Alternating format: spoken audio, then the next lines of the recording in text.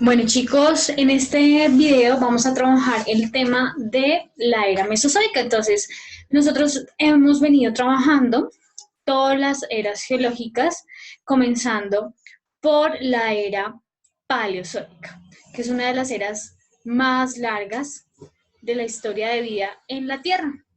Recuerda que esta contiene una serie de periodos que abarcan las transformaciones tanto de la vida como de las condiciones abióticas del planeta Tierra. Y ahorita vamos a hablar de una era que nos habla específicamente de grandes cambios a nivel terrestre en las especies, ¿sí? Plantas y animales que aparecieron, clases nuevas que antes no existían en la era paleozoica.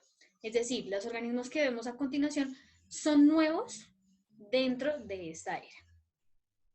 Se le conoce como la era mesozoica porque es la era que se encuentra entre la mitad de la era paleozoica y la era cenozoica, que es en la que estamos ahora.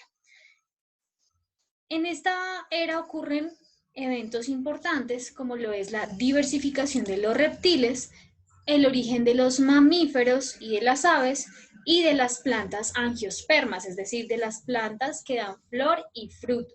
Y ocurren también allí pues varias extinciones en masa, una de las más grandes extinciones en masa. Para poder adentrarnos a la era mesozoica debemos tener claro pues varias cosas.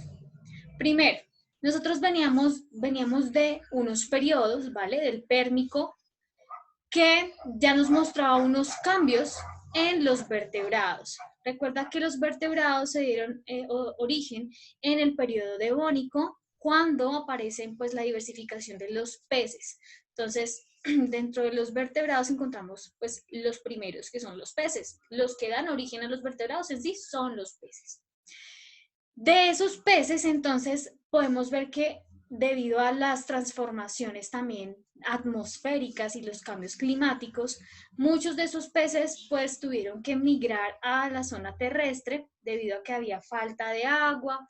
Entonces, muchos de ellos murieron quedando allí aquellos que estaban adaptados para vivir en tierra, es decir, peces pulmonados, peces que poseían, por ejemplo, respiración cutánea y algunos que tenían la posibilidad de moverse a través del lodo, del suelo, a través de sus patas, es decir, de sus aletas modificadas. Allí entonces van a dar origen a lo que son los anfibios, como lo vemos acá. Entonces aparecen de los peces los tetrápodos. Los tetrápodos entonces son ya organismos con vértebras que poseen patas, huesos en vez de huesos grandes en vez de pequeños. Y allí entonces aparecen los anfibios. Anfibios que aún están ligados en el periodo pérmico al agua.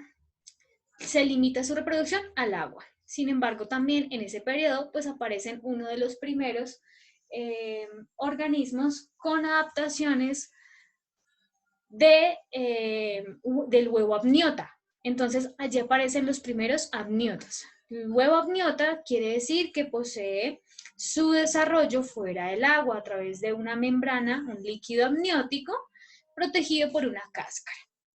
Entonces, teniendo en cuenta esos cambios en la vida, vamos a ver que en la era mesozoica del Eón fanerozoico se encuentran tres periodos. Recuerda que el más antiguo se encuentra abajo y el más reciente se encuentra arriba. Entonces son tres periodos característicos de la era mesozoica, empezando por el periodo triásico, luego le sigue una extinción masiva, luego aparece el jurásico y luego sigue el periodo cretáceo o cretácico. No voy a explicar cada uno de estos debido a las exposiciones, pero voy a hablar de las generalidades. Este periodo, esta era mesozoica termina con una extinción masiva que lo llamamos como límite K y T. Ya más adelante les voy a mencionar qué quiere decir ese límite K y T. Entonces, en general, pues acá nos muestran los tiempos de duración de cada periodo. Y acá nos muestran pues las características generales o eventos principales de cada uno de esos periodos. Para hablar entonces de la era mesozoica, recordemos que en el último periodo de la era paleozoica, que fue el periodo pérmico, ocurrió una gran extinción, es decir, una extinción en masa, en donde desapareció casi el 90% de todos los seres vivos que habitaban allí, el planeta Tierra.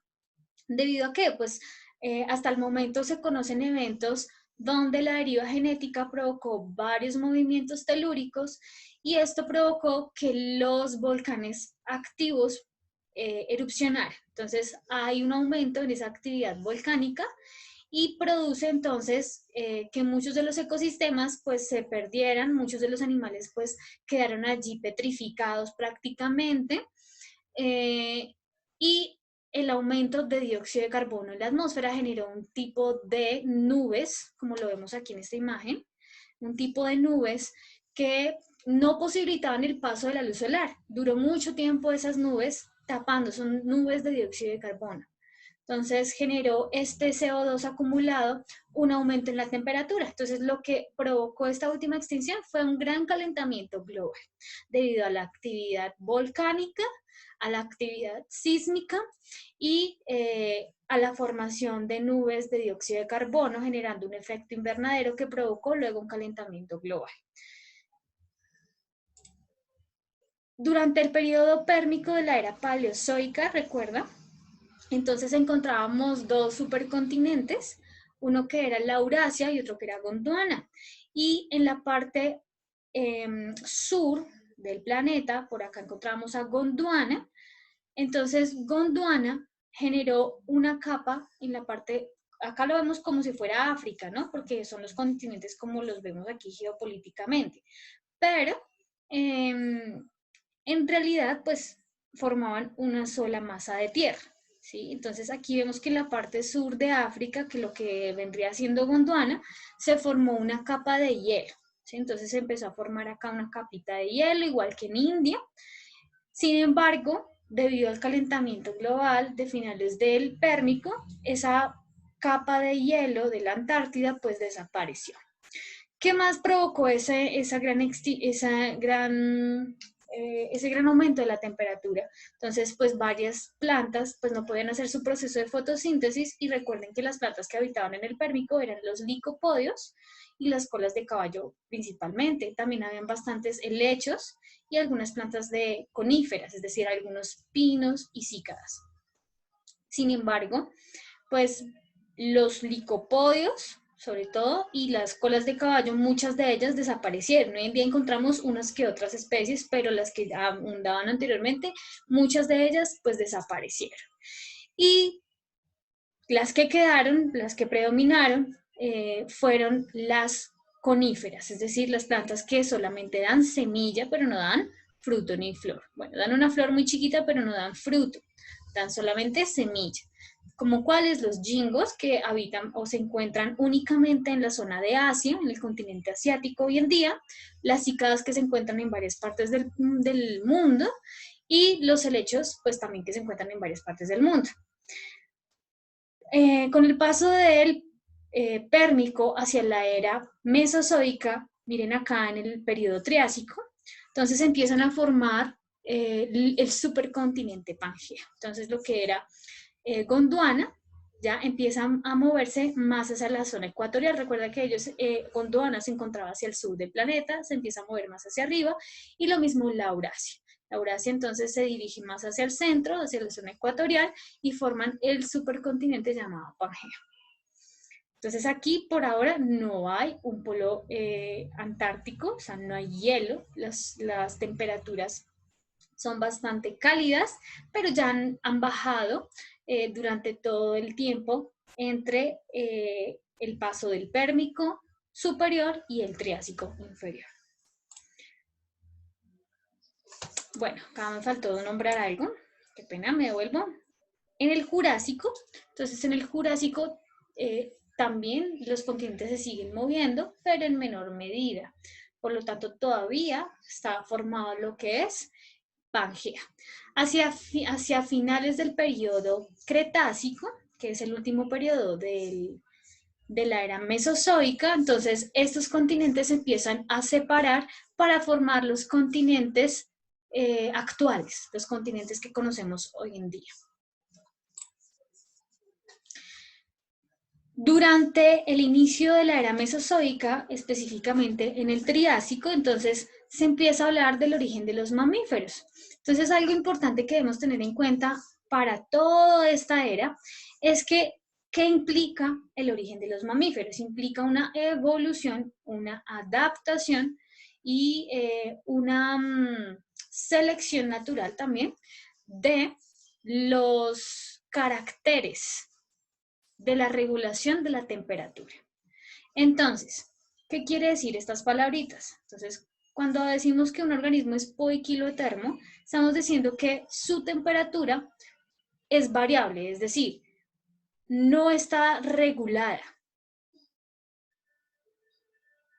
Y cuando decimos homeotermos, estamos diciendo que son organismos que su temperatura, pues, no es tan variable, siempre es constante. Ejemplos de organismos poiquilotermos y ejemplos de organismos homotermos. Entonces, los organismos poiquilotermos son la mayoría, por ejemplo, de los invertebrados y algunos, y la mayoría también de los reptiles. Entonces, poiquilotermos no regulan su temperatura. En un momento puede estar muy frío, en otro momento puede estar muy caliente, ¿sí? No pueden controlar su temperatura, su propio cuerpo no lo controla. Entonces dependen de la temperatura del ambiente para poderla regular.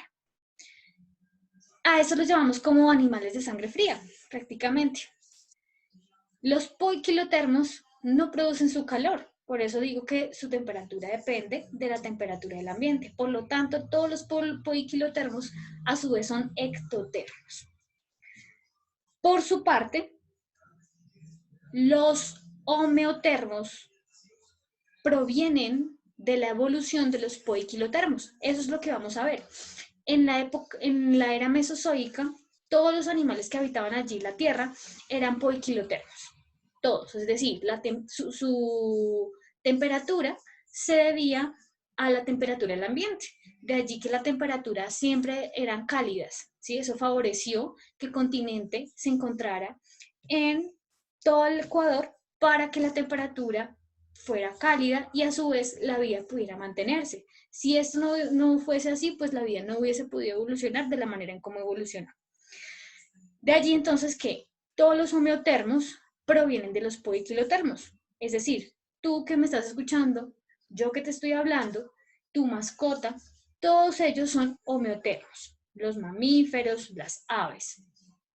Somos homeotermas, es decir, mantenemos una temperatura constante. Nosotros no estamos de un momento para otro en temperaturas extremas de frío o extremas de calor. Nuestro propio cuerpo puede regular su temperatura. Nuestro propio cuerpo, a través del alimento, pues produce el calor. Por lo tanto, todos los homeotermos son endotermos. Eso es muy importante, ¿por qué? Porque resulta que a finales de la era paleozoica, en el periodo pérmico, surgen, recuerden, los tetrápodos, que son los primeros anfibios, y esos anfibios evolucionaron a reptiles. Entonces, esta imagen que vemos aquí de estos animalitos son una combinación de un reptil y un anfibio. Es como el antecesor, ¿sí?, de un reptil. Es un anfibio, pero con semejanzas o aspectos parecidos a los de un reptil. Entonces, a eso se les llaman como los cotilosaurios captorrinomorfos. Entonces, todos estos animalitos, los cotilosaurios, fueron reptiles y fueron de los más antiguos, del periodo carbonífero hasta el periodo triásico, o sea, hasta el inicio de la era mesozoica. ¿Y por qué los coloqué aquí? Bueno, porque resulta que estos fueron como los principales que dieron origen a los demás reptiles, a los reptiles anápsidos. Ya vamos para allá para que entiendas qué es un anápsido. Entonces, todos los anfibios que evolucionaron o dejaron descendencia con características de reptiles, se les conocen como los anápsidos. Esto es una clasificación de los reptiles amniotas, es decir, de los reptiles que ya ponen huevo con cáscara fuera del agua. Entonces tenemos aquí un cráneo de un reptil. Este reptil, ¿cómo sabemos que es reptil? Bueno, resulta que todos los reptiles tienen su orificio, ¿cómo te digo? Sí, tienen su orificio ocular, por donde se encuentra allí ubicado el órgano del el ojo, pero no tiene ningún otro orificio. Entonces, los anápsidos son los primeros reptiles. Los fósiles más antiguos de los reptiles más antiguos, pues tienen este tipo de cráneo. No tienen ningún orificio, si te das cuenta, por acá, solamente el orificio ocular. ¿Mm? Sin embargo, con el paso del tiempo, ese cráneo fue evolucionando. Entonces, encontramos a los sinápsidos. Entonces, mira, de los anápsidos surgen dos líneas evolutivas. Entonces, surgen los sinápsidos que poseen, aparte de su orificio ocular, otro orificio en su abertura, en la parte temporal. Entonces, a este se le llama como una abertura temporal del cráneo, porque está en el hueso temporal. Sí, sería como hacia el lado de nuestro oído, sería como el lado del oído de ellos. Y el diápsido, ¿sí?, que también proviene de los anápsidos, en este caso posee ya no solamente un orificio, sino posee dos. Por eso se le llama que son dos. Diápsidos. Tiene dos orificios o dos aberturas temporales en el cráneo. De los anápsidos, repito, provienen los sinápsidos y provienen los diápsidos. Los anápsidos son todos los reptiles antiguos, los más antiguos. Y los sinápsidos y diápsidos, bueno, entonces, ¿qué son? Entonces, de los diápsidos provienen, entonces, los reptiles actuales, ¿sí? Entonces, los reptiles nuevos y las aves. Entonces, a esta clasificación de los anápsidos y diápsidos, porque pues son igualmente reptiles, se les conocen como los saurópsidos. Entonces, cuando decimos saurópsidos, pueden ser o anápsidos o diápsidos. ¿Qué características pues tienen tanto los anápsidos como los diápsidos? O sea, ¿qué cosas en común? Ya vimos las diferencias, pero miremos qué cosas en común tienen.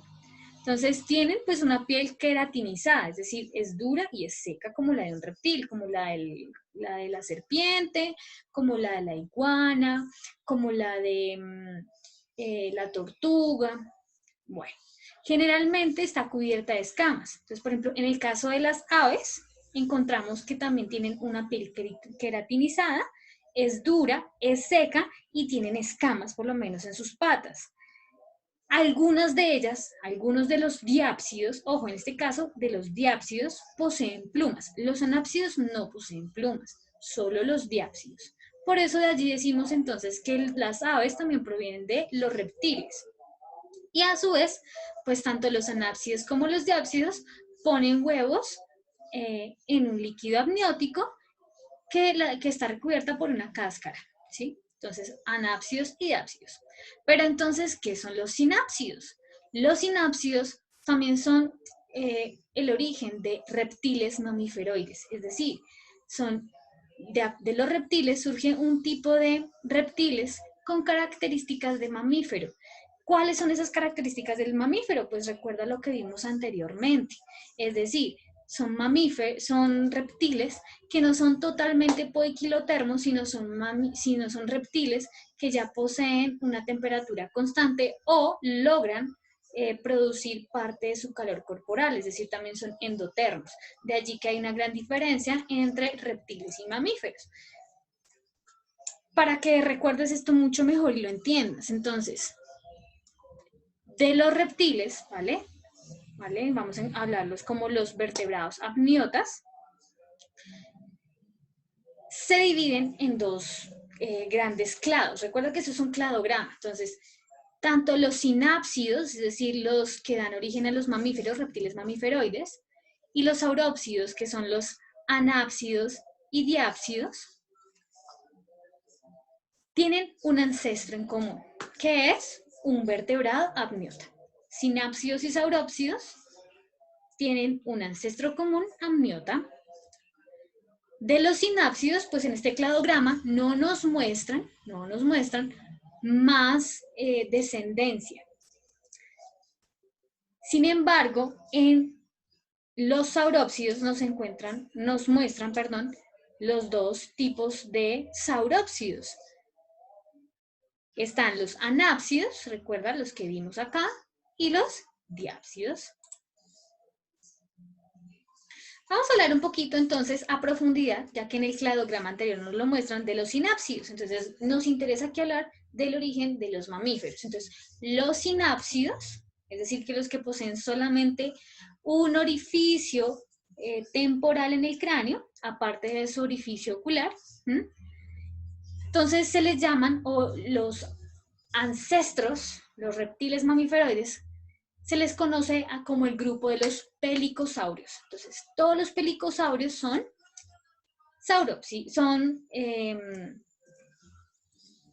sinápsidos.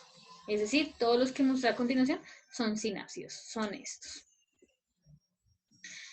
Y tenemos pues acá dos ejemplos. Uno que es el dimetrodón al lado derecho y a nuestro lado izquierdo tenemos el ofiacodón. Ambos son pelicosaurios, repito, son los primeros sinápsidos, son reptiles aún, pero con características parecidas o características primordiales de un mamífero. ¿Qué es la característica principal de un mamífero? Bueno, en este caso, pues que regula su temperatura. Su temperatura es constante, su propio cuerpo la produce. Pero ¿qué características hacía o qué diferencia tenía con los otros reptiles? En este caso, al lado derecho que vemos al dimetrodón, dice que tiene un velo dorsal.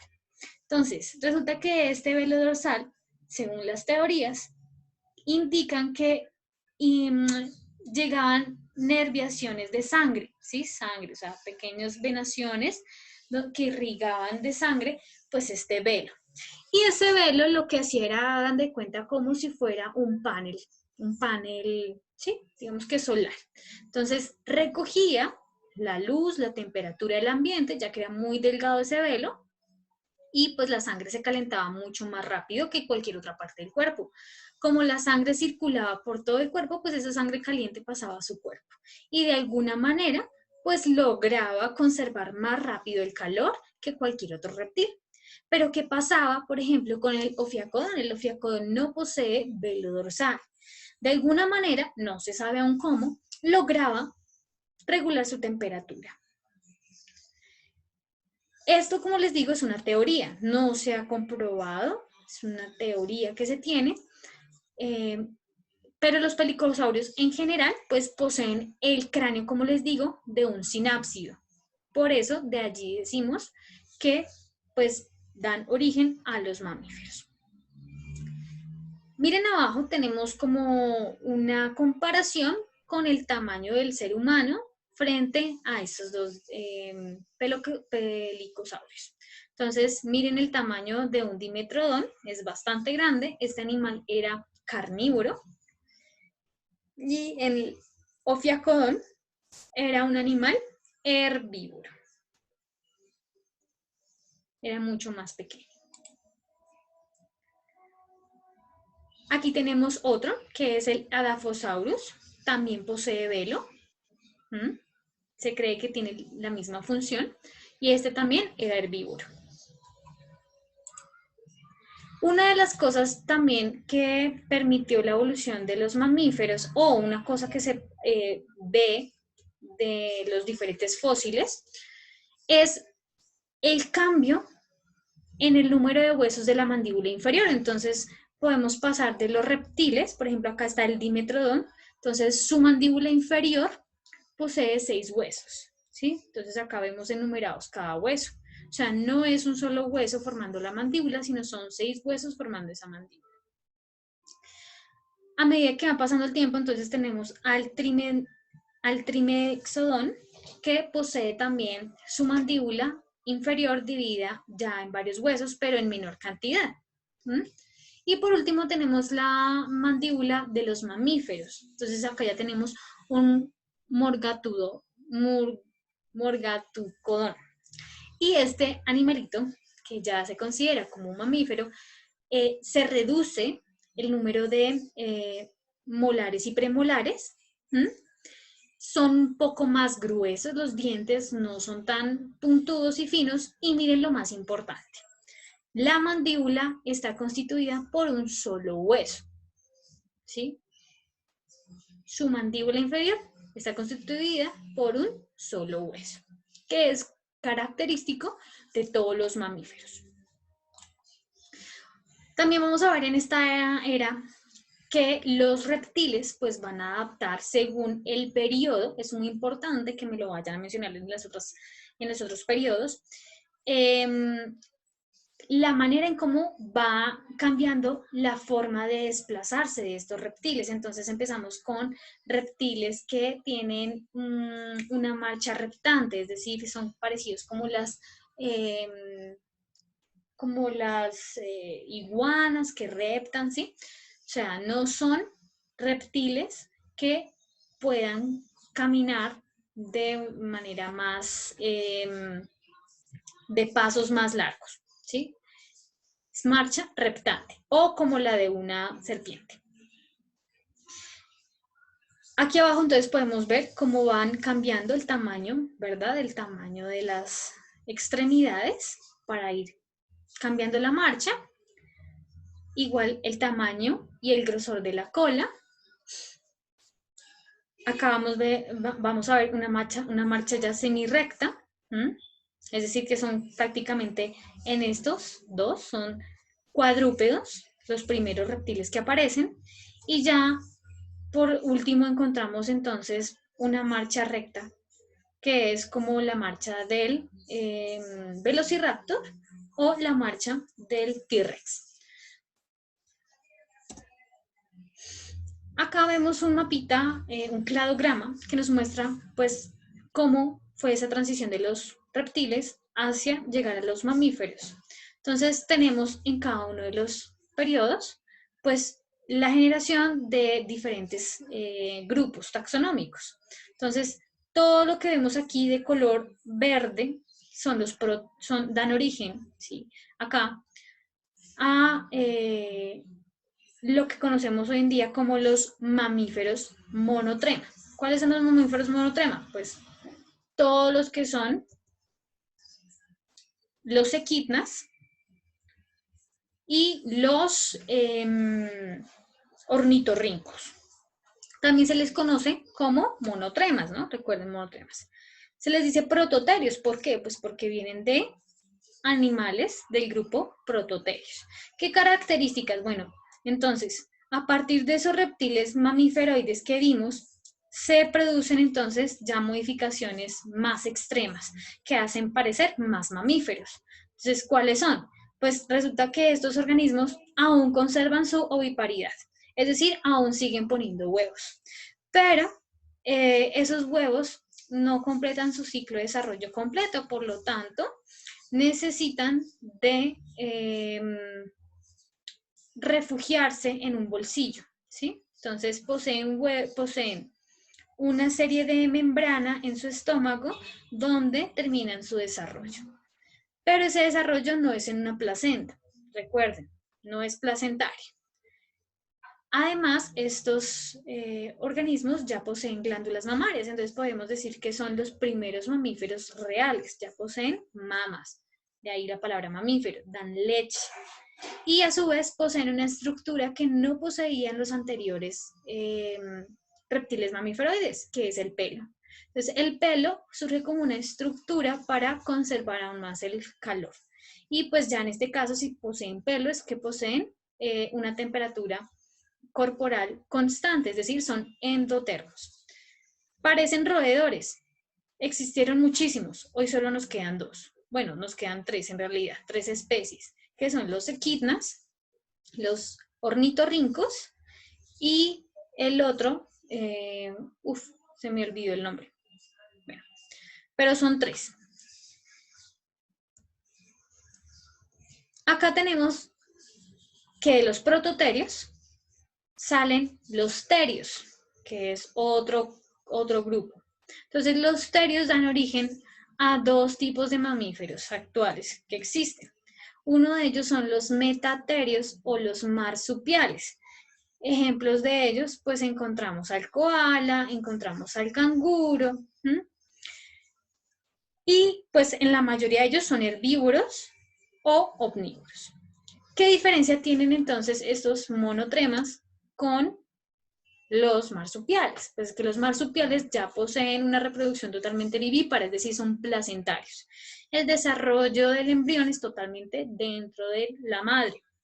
Y pues nacen con un desarrollo incompleto, por lo tanto también poseen un marsupio, un bolsillito dentro donde tienen sus mamas, allí termina de desarrollarse. Pero una característica muy importante y que los diferencia de los monotremas o prototerios es que los marsupiales ya poseen un desarrollo placentario. Y por último, de los terios, ya vimos que salen los marsupiales, pero también salen los euterios. Eu quiere decir verdaderos. Entonces, los verdaderos mamíferos. Los verdaderos mamíferos que ya poseen un desarrollo completo interno en el útero de la madre. ¿Sí? Entonces, hay una placenta dentro de la madre. A su vez, en esta era mesozoica, pues como les dije, aparecen las plantas con flor. Ejemplo de ellas van a ver que se encuentran plantas como las hayas, que hoy en día se encuentran, las higueras, las magnolias, los abedules y los robles, entre otras muchas. Durante este periodo ocurre una extinción. Durante esta era ocurre dos extinciones. Voy a hablar aquí de una de las extinciones del Triásico, que es uno de los grandes cataclismos que ha ocurrido porque mató a muchos de los dinosaurios de ese periodo. Pero al final de la era mesozoica, es decir, en el último periodo, que es el Cretácico, hace alrededor de 65 millones de años, pues se conoce o se cree que un meteorito chocó contra la Tierra y producto de ese choque liberó grandes cantidades de roca, ceniza y activó también varios volcanes. Entonces, esto generó una capa de gas que cubrió toda la Tierra durante mucho tiempo, provocando que muchos organismos murieran prácticamente que incinerados o murieran intoxicados con los gases que se levantaron del suelo. O por falta de alimento, producto de que las plantas no podían hacer tampoco su fotosíntesis y morían. Entonces, morían de inanición. ¿Quiénes pudieron sobrevivir de esta extinción? Pues la mayoría de los mamíferos pequeños que en ese entonces, ¿sí? Durante toda esa era mesozoica, tenían una vida nocturna. Entonces, al tener una vida nocturna, permitió que ellos ya estuvieran preparados para conseguir pequeños alimentos, ¿sí? Porque también tenían un tamaño muy pequeño, necesitaban poco alimento. Entonces, al necesitar menor cantidad de alimento, pues encontraban más fácil la forma de poder sobrevivir. Y pues la falta de luz no les hizo como tanto daño. ¿Por qué se le llama a esta extinción como el límite KT? Bueno, se le dice así porque cuando se descubrió el cráter, uno de los cráteres en la península de Yucatán, se corroboró a través de datos químicos que habían grandes cantidades allí de iridio. Entonces, este elemento en la Tierra es muy escaso, es muy raro, pero sin embargo se encuentra sobre todo en los meteoritos. Entonces, por eso se cree que a partir de la datación radiométrica, es decir, del tiempo en que se encontró ese iridio, podemos decir que concuerda con la época en que se encontró la mayoría de los fósiles de ese periodo. Entonces, por eso se dice que a través de un meteorito que chocó con la Tierra fue el producto de la extinción y la finalización de la era de los dinosaurios. Y encontramos entonces hay una reducción muy importante en el tamaño de los dinosaurios y eso va explicado también con, con la escasez de alimento. La reducción en el tamaño pues también va relacionado con eso. Bueno chicos, espero que hayan aprendido un poquito más y a partir de aquí pues puedan trabajar más brevemente sus periodos.